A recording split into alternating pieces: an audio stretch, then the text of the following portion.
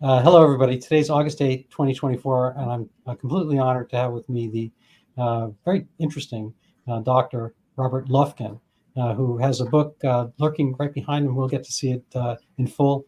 Lies I Taught in Medical School. Rob, tell us about yourself, your book, your journey.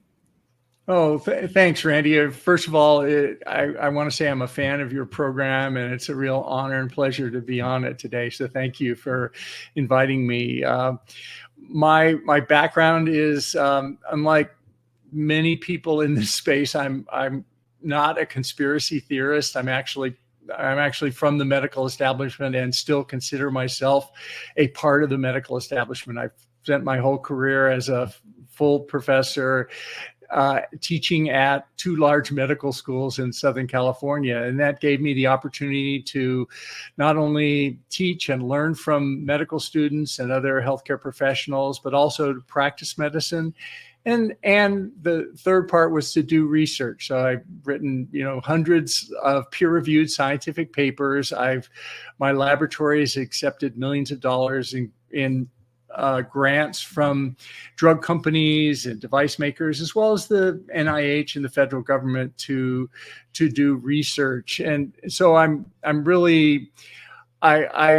love Western medicine. I think it's in many ways, it's the greatest one of our greatest scientific accomplishments. And although the book is critical of some aspects of Western medicine, I think certainly the 20th century, Western medicine has transformed our lives with public health measures and pills and surgery and treatments for infectious disease and other things that our lives wouldn't be the same today. And in fact, even today, well into the 21st century, if I get hit by a car tomorrow, I want to have a blood transfusion. I want to have a splenectomy and all my fractures set. And while lifestyle and some of the things I talk about in the book may help me heal better, in the acute moment, the life-saving things are really necessary. But the problem is, and what the book starts to address, is that in the 21st century, we're facing a new tsunami of diseases,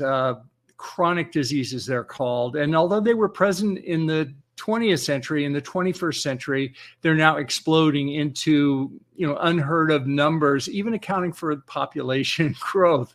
And these things include obesity, diabetes, cardiovascular disease, stroke, cancer, Alzheimer's disease, and even mental health. And the problem is, when we apply the same treatments that were so effective in the 20th century, that is the pills and surgery, they may be life-saving and treat some of the symptoms.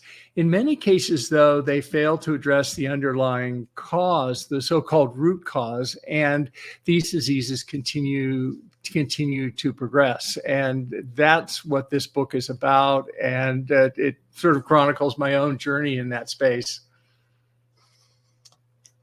So, people are going to have a hard time. First of all, I resonate and kind of agree with your initial thought about kind of, what you need in an acute situation. As a young physician, I had young friends, and people would come up to me and say, well, I'm just doing herbal this and that. I said, fine. You know what? When you have your, God forbid, your, pancreatitis or pancreatic cancer, whatever, are you still going to see the acupuncturist, the herbalist?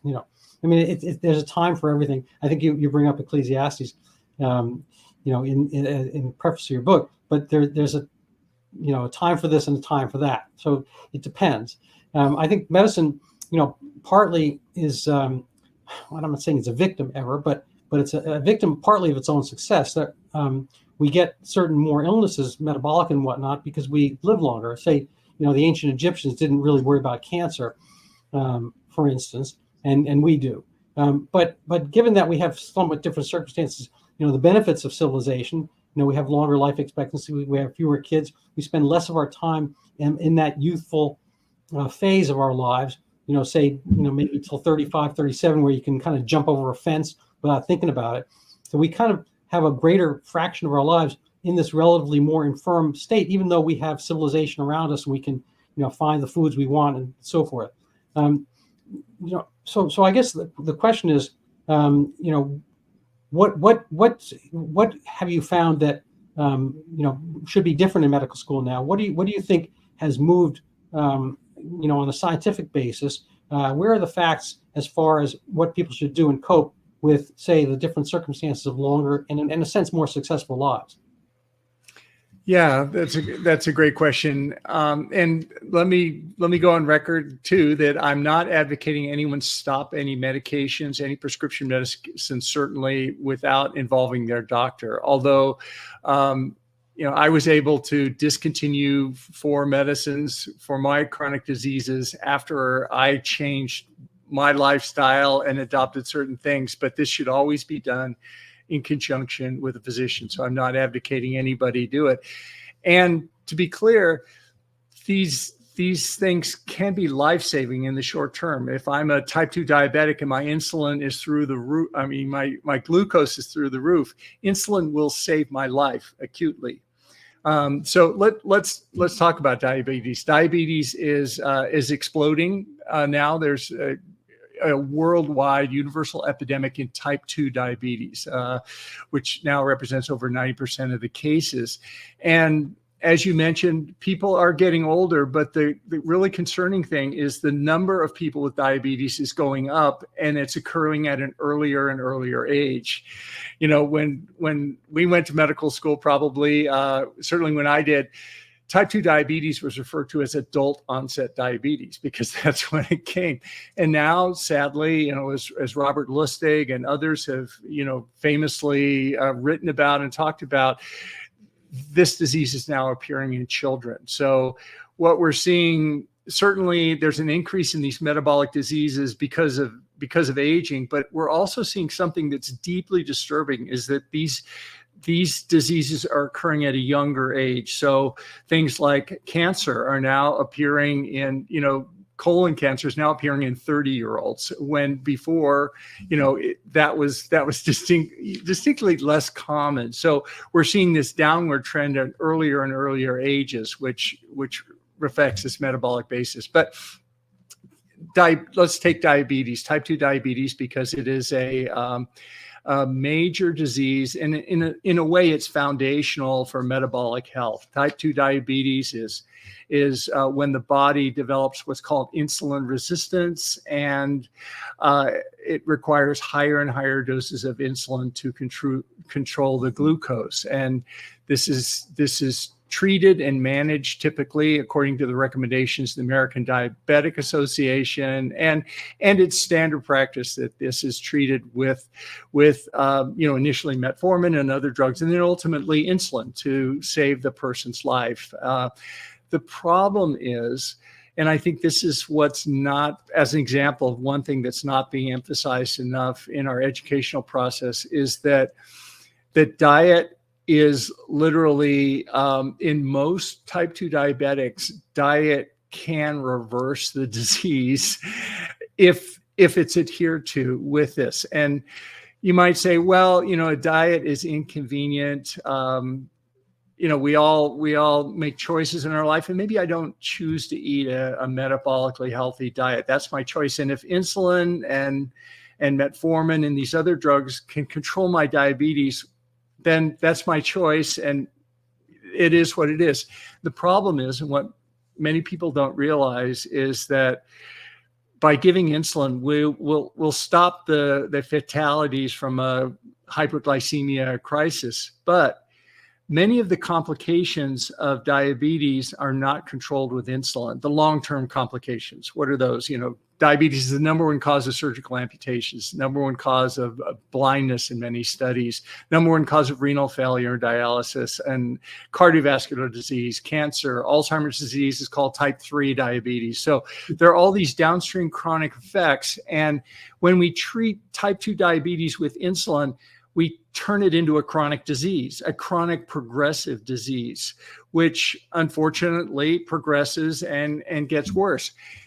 The thing that I don't think is emphasized, when we treat type 2 diabetes with diet and we remove the things from our diet that drive the type 2 diabetes. And it's been shown in controlled studies, prospective studies, that for most patients, we can control the type 2 diabetes and even reverse it. And we change it from a chronic progressive disease that progresses and gets worse and worse and worse, which is what happens on insulin, to a disease where it essentially goes into remission. And I think that's an important difference that really isn't being emphasized enough. And part of it is our medical system's not set up for lifestyle changes. I have 7 minutes to see a patient, and I'm a patient. I know I'd rather get a pill than a lecture about what I should eat. But if somebody told me the pill is not going to fully control my disease, but changing what I eat will, that might right. work. And so you bring up a lot of questions. I apologize for interrupting, but I don't want to get too far ahead of ourselves. I'm not saying my questions are universal, but these are things popping into my head. So first I'll give you my prejudices, as it were, from practicing medicine. And I don't know if they're truths or prejudices, but my conception is that type 1 and type 2 are different. Type 1 may be infectious. Type 2 diabetes seems to me more of a genetic configuration. Maybe, the example I use is akin to balding. Let's say, keep it to men. Some men bald more than other men. And some men are getting bald at 30, 25 even, whatever, and other men are getting bald later on. And type 2 diabetes is somewhat like that people are programmed to get it, but who knows exactly when. There are things you can do to keep some baldness at bay. There's Rogaine, Propecia, and all that kind of stuff. Anyway, but it's going to happen, and you have some genetic proclivity to it. Now, with type 2 diabetes, getting obese is going to make it happen, is going to bring that onset date. Let's say you were scheduled to be type 2 diabetic at 60, but you're 300 pounds. Well, it turns out now you're going to be diabetic at 40. So when you lose the weight, you can get back to that date that you're going to get somewhere down the line. So losing weight was always, so when I consider diet, I consider weight loss to be really the crucial part of treating type 2 diabetes. Now, I don't know if you're keeping those independent from each other as variables. When you say diet, is it weight loss we're talking about, or weight loss and certain dietary choices, or is it dietary choices without weight loss? That's a great question, because when I was diagnosed with type 2 diabetes or prediabetes, I was told to watch my diet, eat healthy food. I wasn't really told to lose weight because I wasn't heavy. Obesity wasn't a problem for me. But I was told to eat a healthy diet. And there's so much confusion about what a healthy diet is. If you go to the American Diabetic Association website, you'll see a healthy diet is oatmeal with sugar on it, but you cover it with insulin. And I was shocked by that. And then looking at their sponsors, and at the bottom of the ad was DaVita Corporation. And I go, well, DaVita Corporation, what's that? They're a dialysis, a renal failure company who, they're all sorts of pernicious influences. And I don't believe, in my heart, that human beings get up in the morning, most people, and want to harm another human being, including medical professionals.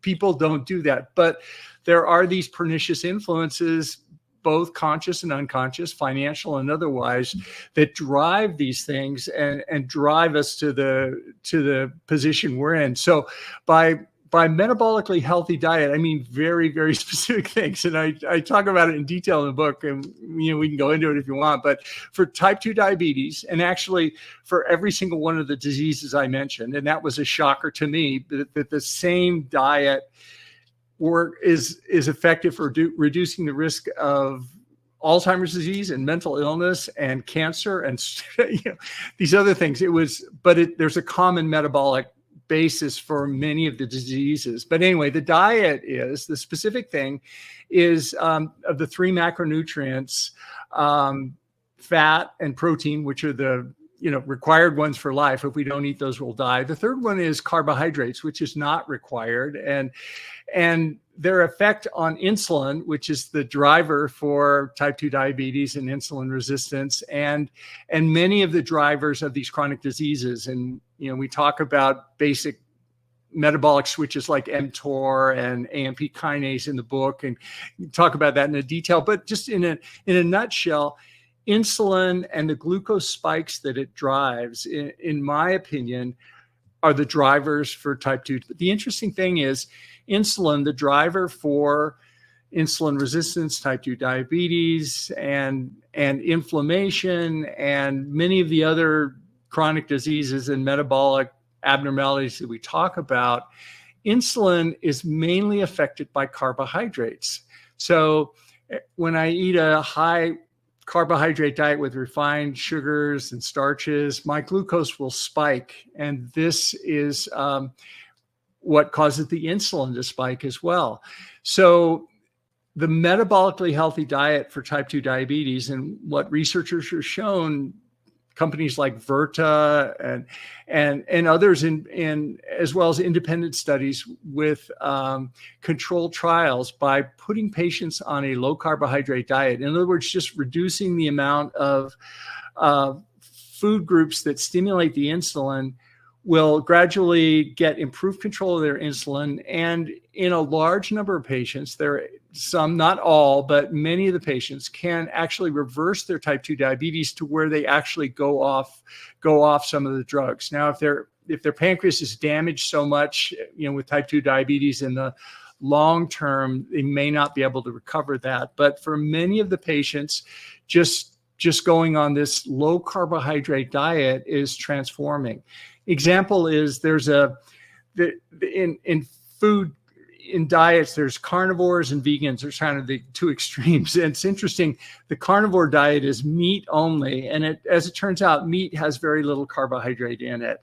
And it's interesting that putting people on a carnivore diet, or people who go on a carnivore diet when they're type 2 diabetics, will have a dramatic improvement in their type 2 diabetes and reversal in many of them. So the point with the diet is, the main thing is we want to reverse, we want to minimize the carbohydrates that are consumed. And there are other factors like intermittent fasting and seed oils that we also talk about. But if you had to pick out one thing, lowering carbohydrates will improve diabetes in virtually all type 2 diabetics. So is that what you did in your particular case? And without prying too much medically, HIPAA and all that, did it eliminate your diagnosis or delay it? And then just correct me if I'm wrong about this.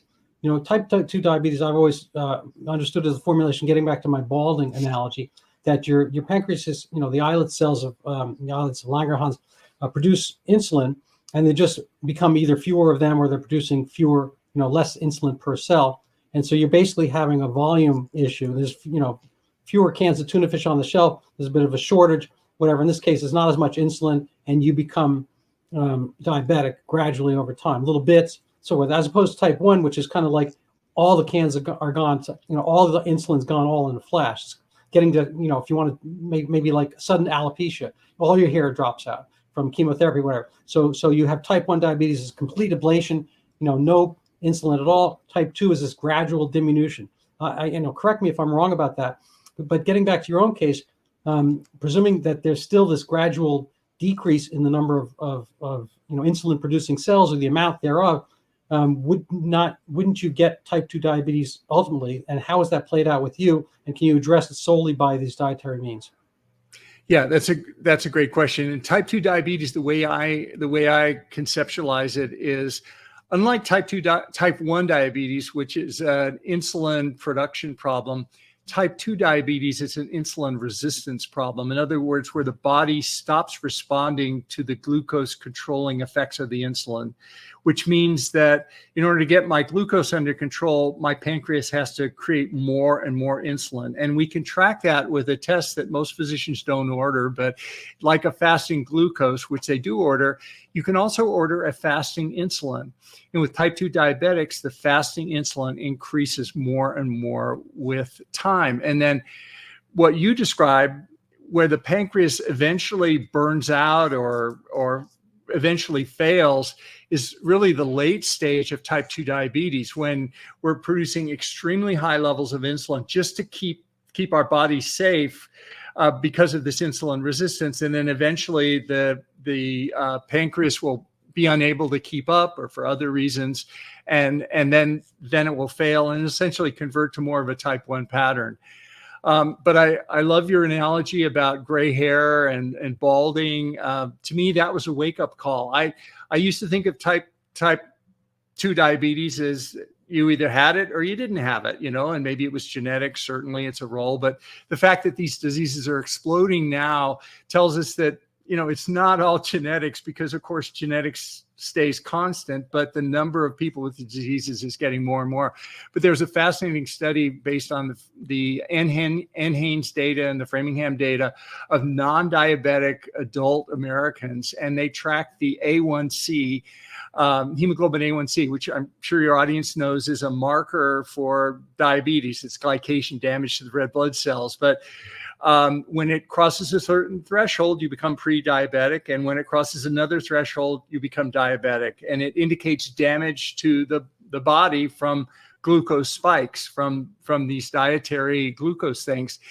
And what this paper showed is that in non-diabetics, the A1C levels over time with aging got higher and higher and higher, which to me means that as we live older and older, that diabetes is like gray hair. Type 2 diabetes is like gray hair or balding. In other words, if I live long enough and if I don't die of something else, I'm going to get type 2 diabetes. And what does that mean? Well, how does that inform my life today? Well, this metabolically healthy lifestyle, paying attention to diet, and then, all the other things we talk about in the book, will protect me from developing this type 2 diabetes and Alzheimer's and all these other things. But I need to pay attention to it now, even if I'm not pre-diabetic, because if I plan on living a long time, and we should, we're all going to be facing changing risk patterns for these chronic diseases. In fact, the risk for all of them increases with aging. Aging is the single greatest risk for all these diseases, pretty much. And in another part of your book, you talk about aging itself. And, there is the interesting phenomenon that, I have had a series of dogs. I tend to outlive them so far. I'm not sure about this ultimate dog, but I'm planning on outliving. It's sad to say, but I'm planning on outliving him as well. Our cells, if you put them under a microscope, you wouldn't necessarily be able to tell, a dog liver cell from a human liver cell. There obviously have been trans species, part transplants, for aortic valves and whatnot. Their porcine valves and their bovine valve, whatever. So the cells can kind of work, but these animals don't live as long. There's something probably programmed within their cycles. We theoretically could, reprogram some aspect of that, but we're getting decrepit in the meanwhile. We're kind of, our joints are degenerating. There's been some damage. We don't have the same arterial set. You talk about, diabetes kind of being type 3, Alzheimer's being type 3 diabetes. Things are kind of decaying over time. Should we be thinking about resetting the timing clock, or making the basketball game 12 quarters instead of, I suppose they wouldn't be quarters, much longer? Would the players be too exhausted to carry on? Is the basketball game the right length of time? Do we have the right lifespan now? Are we ready for longer life expectancy? And how do you see this kind of playing out? Or just, are you looking for kind of better expectation, better capabilities within the lifespan we have? Great question. Again, in writing this book, my penultimate or second to the last chapter is all about longevity. And I did start out with the idea of writing a longevity book, but as I went through each chapter of the book, and each chapter talks about specifically one of these chronic diseases and how we can affect them by a metabolically healthy lifestyle, I realized that if we adopt this lifestyle and we reduce the impact of these chronic diseases, we're actually, because these chronic diseases statistically are what you and I and most of our listeners will die of. It's one of these, heart attack, stroke, cancer, Alzheimer's disease. Those are the big ones. And if we delay the onset of these, our lifespan increases and longevity increases. And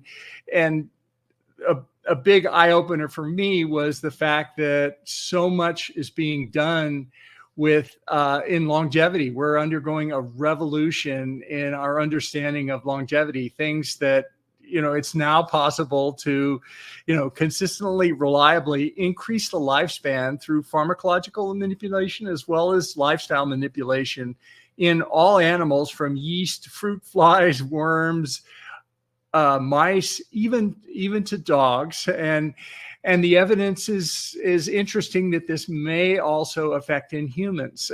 So there's this whole field is really exploding now, and it's just fascinating.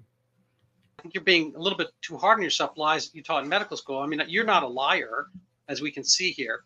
You're an honest, straightforward person, and you're doing something that's at the time. So maybe, atextual, or, taking something out of the context that you were teaching lies. But insofar as that is the title, it's certainly a grabbing title. I don't think you were being forthright in doing lies. I think it's just what was accepted, dogma at the time. I had on the great Dr. Barry Marshall about a year and a half ago, maybe, on my show, and I was completely honored. He's a Nobel Prize winning. He's the guy who reformulated, for our audience, you probably know, the causation of peptic ulcers. My grandfather, I remember when I was a kid, he was being told to eat just white stuff, macaroni and bread and whatnot, to mop up the acid or something like that. And he couldn't have, it was a bland diet, blah, blah, blah. Turns out it was bacterium. Who knew? Anyway, so, were my medical school professors teaching me a lie? Probably not. Probably they were doing based on accepted wisdom. But, given that say, caveat or disclaimer, what are the top lies that you were taught in medical school, or you were teaching in a sense in medical school? And of course they weren't lies, but what are the reformulations that people should be aware of? Yeah, it's a great question. The title is sort of clickbait, and I always reference one of the greatest doctors of all time, Sir William Osler, who made one of the greatest quotes about medical education when he was addressing a group of medical students on their last day of medical school, the day they became doctors. And he said, "Gentlemen, I have a confession to make. 50% of what we've just taught you is wrong. And furthermore, we don't know which half it is." And that speaks to science and medicine. And, all of us appreciate that it's constantly evolving. Things are changing. And that's to your point, that's what it is. But each one of these chapters starts out with a lie, and then we go into details. But some of the lies, starting out, obesity, a lie that, in my opinion, is a lie, or it's not a lie, but it's unhelpful, is that obesity, most adults are now overweight, or obese. And obesity is a huge problem because it drives all the other diseases that we mentioned. But the advice people are given to lose weight is to exercise more and eat less. And that famously doesn't work. And it's based on the idea that all calories are equal and a calorie is a calorie.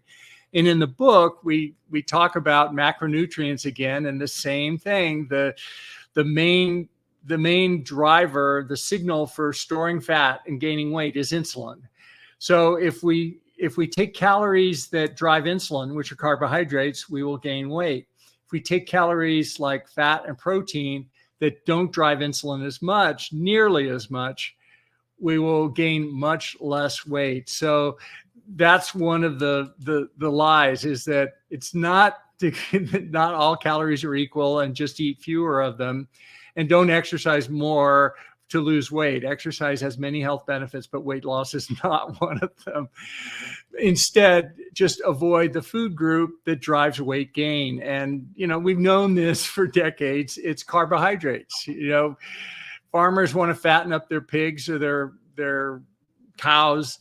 They feed them carbohydrates. They don't feed them fat. They don't feed them protein. That's what works. So that's one of the lies. And then we go on for diabetes and heart disease and cancer and hypertension, fatty liver disease. We hit all of them. And I try to point out things that are being taught today in medical school, sadly, and many of my colleagues still believe, that I believe are unhelpful and are contributing to this epidemic of diseases. Okay, so I was a chemistry and physics major, mostly chemistry, but I like physics also. And on a physics or / chemistry basis, there's Newton's conservation of energy, thermodynamics, laws of thermodynamics.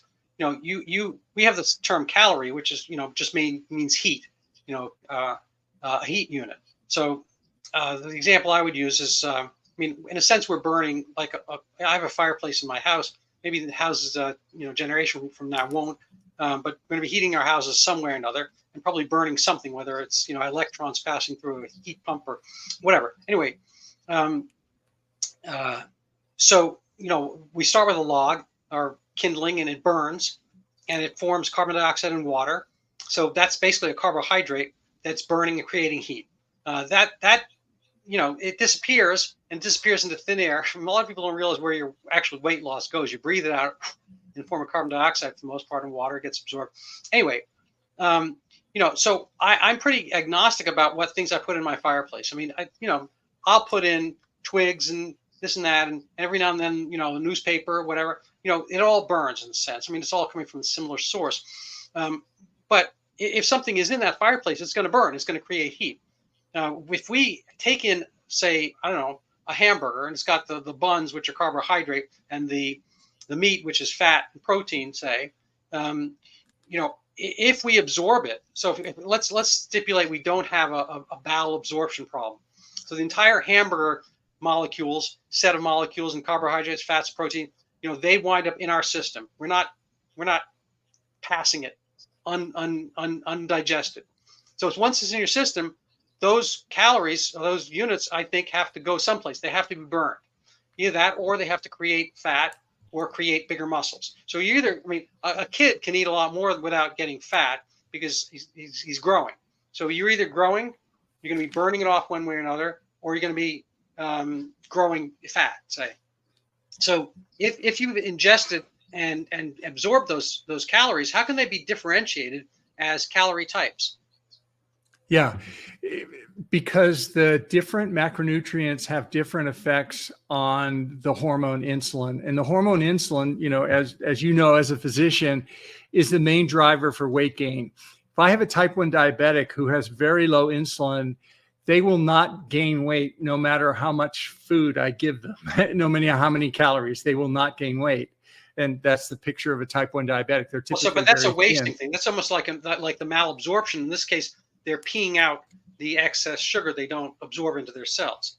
So that's right, almost like a malabsorption. It's a malabsorption at cellular level instead of in the gut. Well, let me take the converse then. I can take anyone practically, and if I give them insulin, if I inject them with insulin, they will gain weight, because insulin is a signal that tells our body when we absorb food and when we absorb calories into our body, it tells the cells to store fat.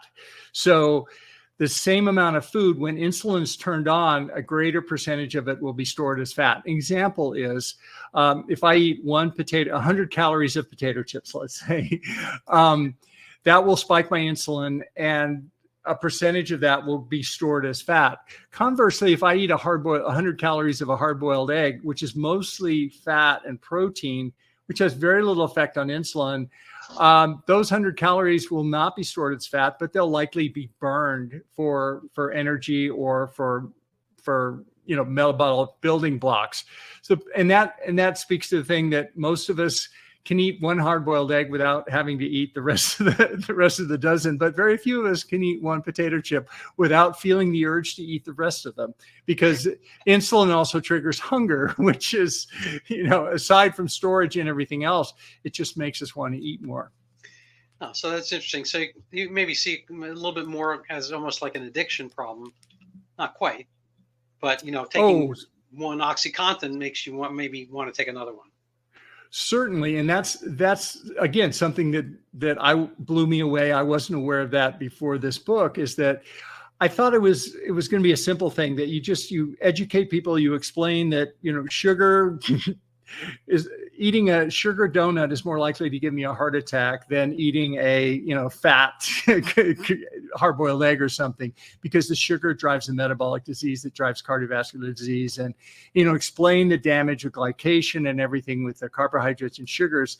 If you just explain it to an intelligent person and they understand it, or an unintelligent, just you explain to someone, that they will change their behavior. But it's not always that way. I have plenty of friends who they understand how bad it is, but the next time I see them, they're pouring sugar into their coffee, and I realize that education is great. It's the first step, but for some of us, for many of us, it's an addiction. And I confess, I'm a junk food addict. I can't keep the stuff in the house, and junk food, which is largely carbohydrates and also, seed oils and, some other things we talk about, but largely carbohydrates.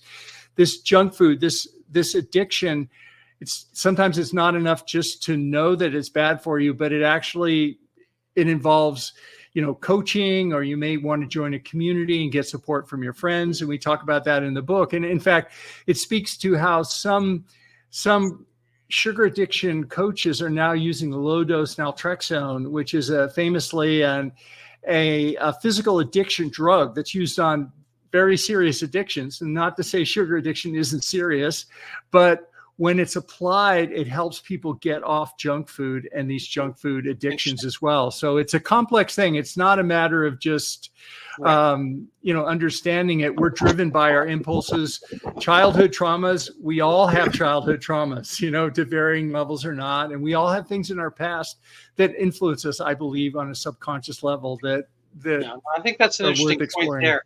I actually was talking with an online buddy, Theo Jordan, yesterday, and I'm going to have that posted. He's on Twitter. That's actually a pseudonym, but interesting man. And we were talking about the food pyramid, and my, I guess, childhood experience with it and so forth. I was thinking that if people in public health cared, vastly about public health, they wouldn't just be, focusing on food. I mean, I understand the thrust here is mostly on diet and whatnot, but I think you're bringing up an extra ancillary special point, which is that, from my understanding, the greatest kind of change in longevity people can get is by doing something social. Like people who are married, I think, live 5 years longer than unmarried. People who go to church, it's almost the same. It could be some overlap. I'm not saying it's 5+5, but these kind of community things that keep you bonded, grounded, happier on a regular basis, wholesome, and avoiding as much hang gliding and binge drinking and whatnot will keep you jumping. Will keep you or going into the Boeing space shuttle, whatever it happens to be, are gonna keep you more. And in their case, it would have kept them literally grounded. The people who didn't go on the Titanic Explorer would have kept them literally grounded. But it's so speaking to the spiritual aspect, being part of a group, being part of an affirmation. I never really watched it much, but I'm sort of a partial fan of the show The Biggest Loser, because it was a bunch of people who are obese and what did they have in common? They had obesity and the fact they're on this show and pursuing a prize. And so having a prize and having, I suppose, trainers and whatnot alongside, nobody didn't lose weight. There was one Biggest Loser / winner, but nobody gained weight. Nobody's weight stayed the same. And I'm not sure they used all the same patterns of weight loss, but having motivation, I think, is part of it. They say that the best way to quit smoking is to have a heart attack. I say that tongue in cheek. But, as far as all these other methods, it's like when you have that heart attack, God forbid, that's when it all becomes real to you that you have to do something. So people stop smoking, most when they have a heart attack. We don't want that to happen in this case. But, so there hasn't been a question yet as far as that goes. But I'm wondering, do you think there's kind of a I don't know whether you want to grade them, but is there like a larger spiritual and emotional development to some of these, issues we have with obesity? Yeah, I mean it's complex, and body image and shaming. There's a whole thing, but overall, for all these chronic diseases, and looking at the end game, longevity itself, I think one of the biggest factors is mindset and purpose. Why are we doing these things? Why do we want to live? I mean, there's nothing I love more than baked goods. Well, actually, there's one thing I love more than baked goods and sugary things. That's how I grew up. And the one thing I love more than those are my two kids, and I want to see them graduate from high school, and I want to see their grandkids. So we all can find our own source of purposes through a spiritual practice and through just what we want to do with our lives. I think retirement is really overrated, and Yeah, I'm kind of with you on that. Yeah. I mean, I talk to a lot of people about longevity, and they say, hey, you're going to get another 30 years in your life after you retire at 65 or 70. What do you think of that? And they go, great. What are you going to do? Well, I'm going to golf and I'm going to see my kids. And even then they start to think about it and they go, wow, 30 years of golfing, or 30 years of seeing my kids. If that's all they're going to do, then they go, maybe I don't need to live another 30 years. I'll live 5 more years, And the point is that longevity is not just seeing your kids and golfing. No shame on any of those, they're great things to do. But I think in my opinion, a better way to look at it is imagine the 30 years from 30 to 60 or from 20 to 50 and how we all changed as human beings, how we grew, how we evolved, how we got wiser, and we transformed our lives. We became different people. Now imagine at 70 adding on 30 years and not just spending it on the golf course working on your handicap, but actually growing as an individual, transforming your lives, doing something you've never done before, and being a new person with added wisdom that you can give back to society. I mean, isn't that a great thing? We need a generation of elders who can teach us and we can learn from, and having a purpose like that. I got to tell you, to a point, I made probably a stupid tweet earlier today, and it was about, I'm not going to get into it, but I made a pedantic point, and I shouldn't have done it. And a bunch of guys flamed me on it, which is, I think they were right. I'm probably going to delete the post. It was about something an athlete said, and I didn't like. Whatever, it doesn't really matter.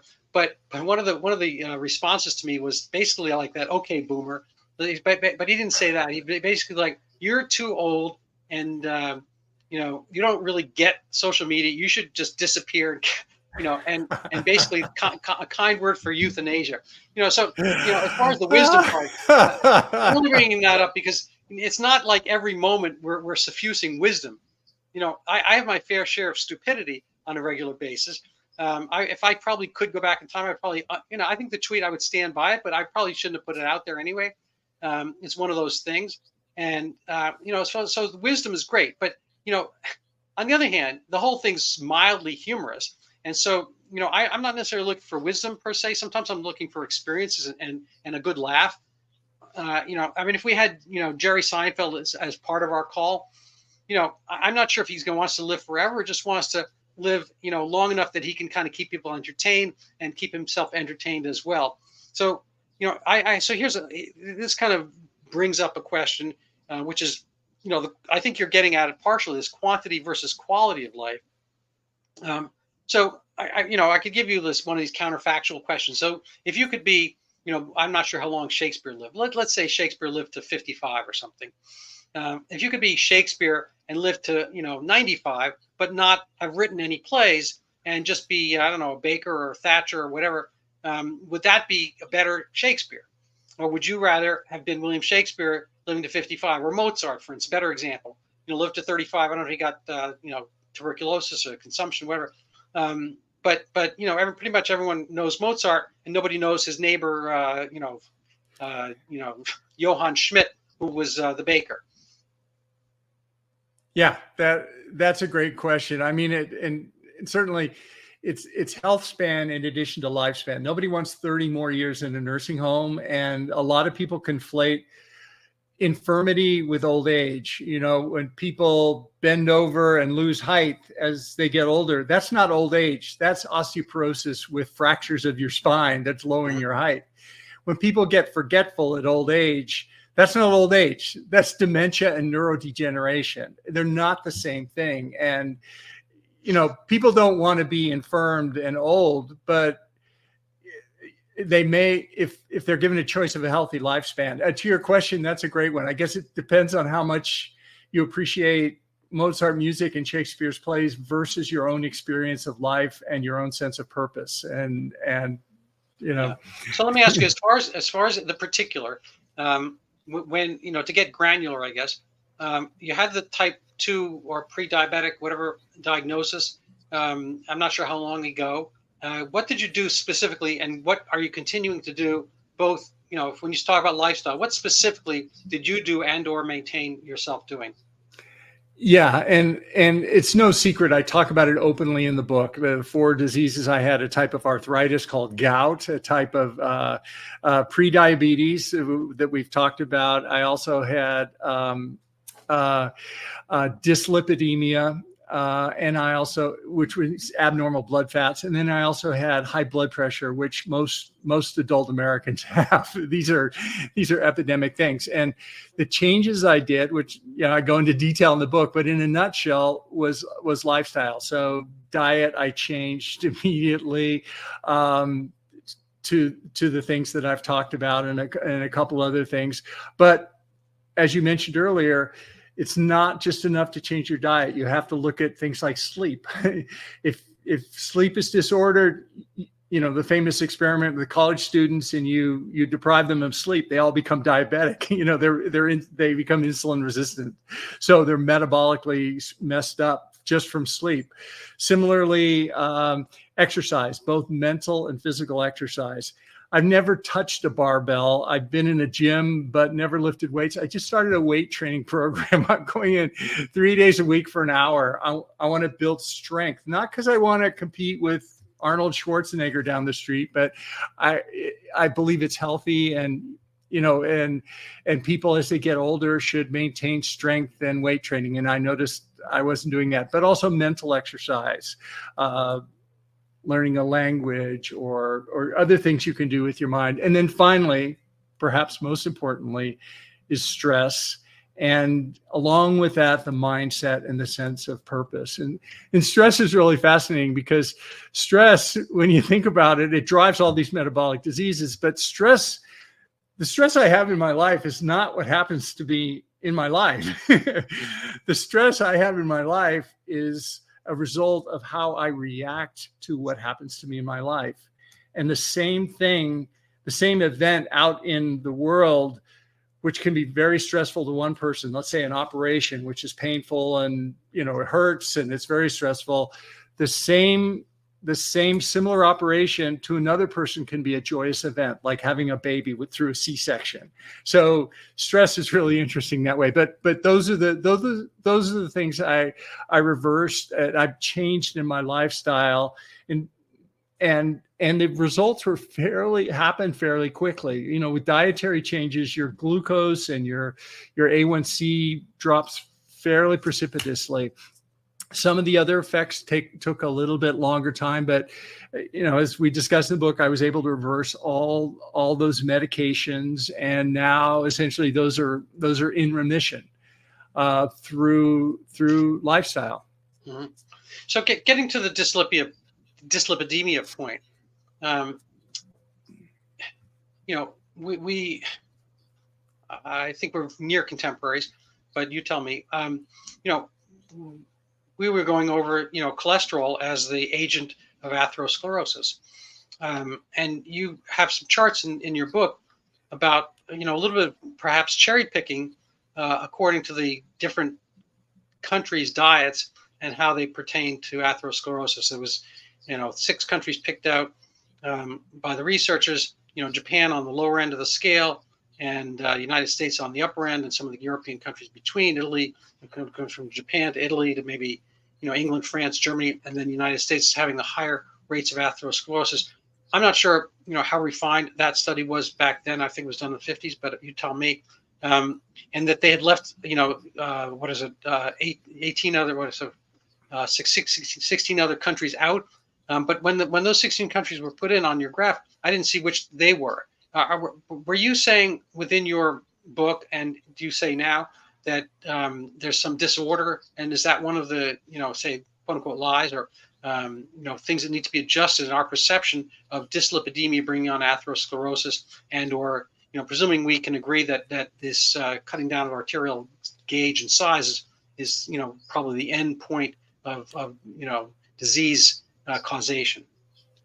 Yeah, I think the particular point is that LDL cholesterol has been demonized as the cause of heart attacks. And if you look back in the history, throughout the first half of the 20th century, everyone was eating a fat diet, a high-fat diet. No one had heard of a low-fat diet. Yet heart attacks started exploding, and the risk of heart attacks just went through the roof, and culminating in the president of the United States, Dwight D. Eisenhower, having a heart attack in the 1950s, and it brought everyone's attention to it, and it triggered Ansel Keys, whose articles you reference, began studying possible causes of heart disease, and he came upon LDL cholesterol. Yep. But if you think about it, what was causing Dwight D. Eisenhower's heart attack was not the high-fat diet, because people have been having a high-fat diet. It was smoking. The cigarette smoking had taken off in the 20th century, and it went through the roof. And when smoking cut off, heart disease rates dropped. But there were other factors at play. This LDL cholesterol, this diet heart hypothesis, became very popular to the point where there was a Senate committee. It became national public health policy to have a low-fat diet and a food pyramid. And American Heart Association was essentially financed from Procter & Gamble from a multi-million-dollar grant, which is the maker of Crisco or other oils. They're called seed oils that they have a lot of bad effects, in my opinion. They're very harmful, but they happen to lower LDL cholesterol, these vegetable oils. And so even today on the American Heart Association, their website, they say that vegetable oil is a heart healthy oil, and they recommend it, but it's all about lowering LDL cholesterol. And the statin drugs came in, and they were something that we could do to help heart disease, and that was lower LDL cholesterol. The problem is, and we talk about this in the book, is that there are many risk factors for heart disease. LDL cholesterol is a very, very small one. And the improvements with statins and fatalities with heart disease is about 1%. But wait a minute, it's the number one killer, right? For all of us is heart disease. So I'll take 1%. What's the problem with that? Well, two things. One, most people who come in for a heart attack don't have an elevated LDL cholesterol, and studies have shown that. And secondly, some large meta-analysis of statin trials have shown that when you look at mortality with people on statins, they have 1% lower mortality, plus or minus, of dying of a heart attack, which is great news. Again, I'll take 1% even. But the deeply disturbing thing they noticed was that when you look at all-cause mortality, these people who artificially lowered their cholesterol with statins had increased mortality from other things. What other things were they? Things like traffic accidents or suicides. And if you think about it, cholesterol is fundamental in our bodies. In fact, we used to believe it was bad to eat eggs because they'd make the cholesterol go up. We now know that diet doesn't affect cholesterol at all, because cholesterol is so important in our bodies that if we don't eat it in our diet, we'll make it. So, and cholesterol is tightly regulated because our brain is large part of it is cholesterol. All our hormones are cholesterol, it's so important. Cholesterol is like the basis of all our cell membranes, is it not? Of course. Yeah. So there are questions. So if it's not cholesterol, what is it? Well, obviously smoking. And if you look at things, hazard ratios that we talk about in the book, that is the risk of dying of a heart attack. Cholesterol's down there. It's like, LDL cholesterol is like 1%, but there are other things, other fats like HDL cholesterol and triglycerides, which are metabolic markers. They're what you get from eating carbohydrates. They're metabolic disease, diabetes, those kinds of things, all have a much, much higher risk on an order of magnitude more than LDL cholesterol. I believe those are the things we should be paying attention to. You said HDL. I thought HDL cholesterol was like the good carrier. It is. It's the good carrier. So the risk is inversely proportional to HDL Okay. cholesterol. So You're not higher saying- is better for that, and Right, so lower you're for saying- triglycerides. Because the way I do analogies, if you haven't noticed, and I found it very helpful with my patients to kind of structure things. So I used to say that cholesterol is the commodity. It was carried around by 3 different trucking systems. And imagine, you're on a dirt road, whatever, and there's one closed truck.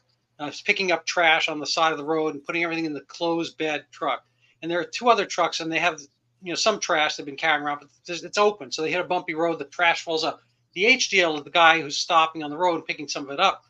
And the other 2, the LDL and VLDL, they have open trucks, and they're just kind of driving haphazardly and layering this stuff on the side of the road, clogging the road over time. And at a certain point, the road gets too clogged and nobody can travel through it, blah, blah, blah. And then I had another one. You stop me, tell me how wrong I am. Another one, which was, what food should I eat, doctor? And I'd say, well, 2 basic grades. One is like, think how fast the animal was in real life. If the animal is really burdened, a domesticated pig, fattened cow, whatever, try if you could have a wild deer, venison versus that, it's probably less, the animal himself is less fatty. It's going to be a kind of a healthier breed of meat, less saturated fat. And then this kind of, you could continue the analogy, whatever fish that are running around, flopping and so forth are going to be better than farm fish.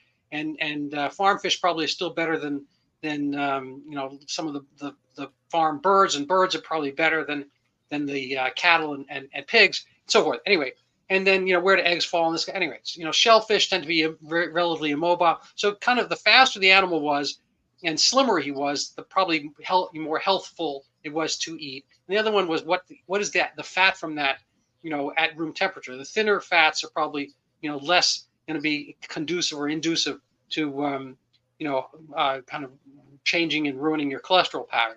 Am I wrong, antiquated, idiotic? You tell me. No, intelligent people can agree to disagree. And my mom was a dietitian. So growing up, we religiously had a low-fat diet. We substituted margarine full of trans fats and seed oils for butter. We trimmed the fat off any meat we were eating because we didn't want the saturated fats.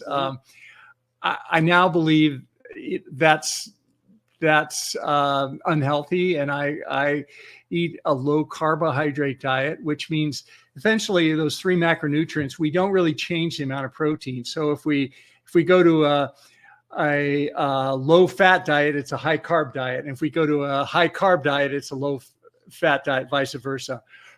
Excuse me. So now I'm eating a low carb diet, which is a high fat diet, and so personally, I don't count calories. I don't worry about saturated fats. I worry about seed oils, which are the processed oils I mentioned, the vegetable oils, canola oil, those sorts of things. But saturated fats, I don't bother. I eat avocados and coconut and meat with saturated fat because I believe that is healthy. Fair enough. So what about, we use olive oil. We have butter. We don't have margarine. But I understand some of the things that people go through at times, so, on one level, how much of this are we kind of over, is sort of redundant, but how much of this are we over obsessing about? Is food just fuel, and should we be worrying about, getting our next Shakespearean play out or Mozartian, operetta, whatever it happens to be, getting your next book and so forth. And is diet kind of standing in the way of our, working on bigger, better things, fixing your tennis game or, getting something for the wife or, I don't know. You tell me. It's a really important question because something happened in the 1980s that changed. In other words, obesity took off. there's a new liver disease that was appeared in the 1980s that had never been seen before. It's now the #1 cause of liver transplants and liver failure. We have a whole chapter on non-alcoholic fatty liver disease, which I believe has this metabolic basis. Other things happened though too. All these chronic diseases took off like right about in the 1980s. You can see. So what was it? Was it sushi? Was it, Milli Vanilli? Was it, what happened then? And food is a likely, it's a good place to start because one, we know that by changing our diet, we can immediately change our metabolic health. Our hemoglobin A1C, these metabolic markers change dramatically. And second, it's the food.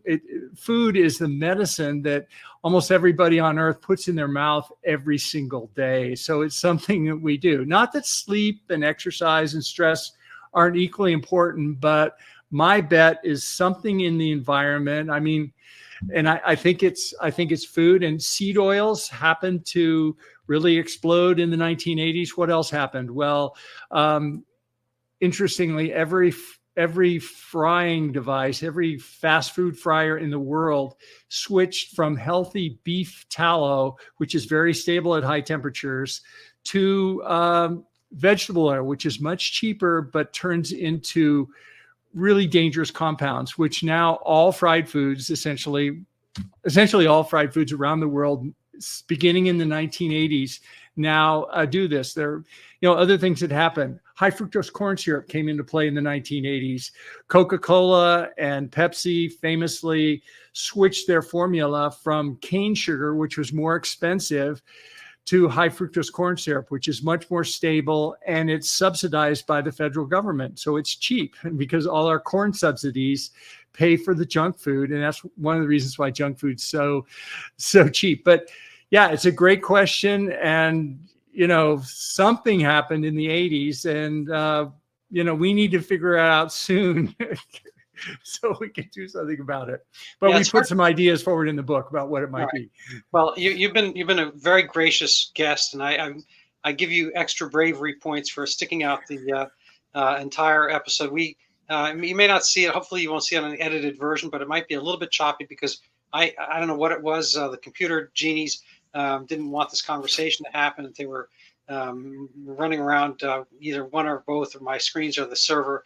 I can't tell. So we had some technical glitches, but certainly you don't have any. You seem to be functioning on all cylinders up there. And I recommend people, find and buy your book. I actually don't have it up on the screen, but I'm going to remove myself for a second so people can see it behind. Sure. Oh, there it is.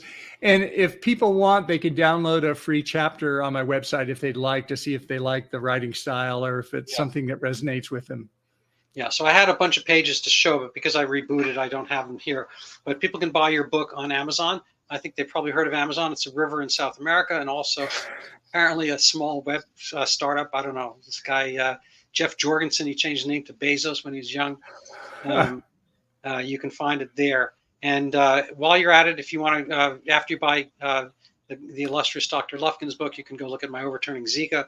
It's about the pandemic that never was. Interesting part, it wasn't really a lie taught in medical school because I had never heard of Zika in medical school. Had you? I had not, no. So the most closest I came was Zima, the pseudo beer. And then Zika came along, and it's disappeared. My book talks about the mysterious disappearance thereof. So thank you so much, Rob. And I learned a lot. Your book is fabulous. It's formatted wonderfully. I didn't really get a chance to show the pages because the conversation was so thrilling. But I commend people to buy it, and I'm enjoying it very much. Oh, thanks, Randy. I appreciate all the great questions and our great conversations. And I'm looking forward to getting you on my podcast so we could talk about your book and your story. So I can't wait for that. All right. Thank you so much. Have a wonderful day. Thanks.